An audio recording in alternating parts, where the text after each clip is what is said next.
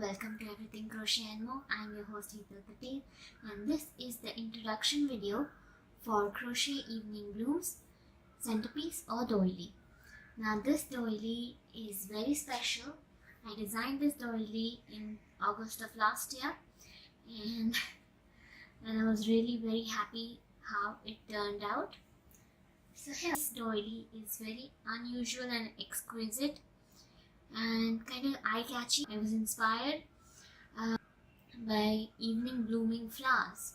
It has 6 main pineapple stitch patterns followed by these kind of open into small sharp petal-like structures, like so, giving it a subtle sharpness here at the periphery and subtle softness at the border as well.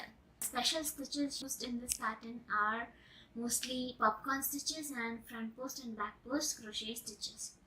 And this doily is made up of 23 rounds, and I have divided a video tutorial into 11 parts or segments, each holding only 2. First part holding 3 rounds and the next parts holding 2 rounds each, so that we could go in very detail, and I have taken my time and explained the pattern in great depth and detail.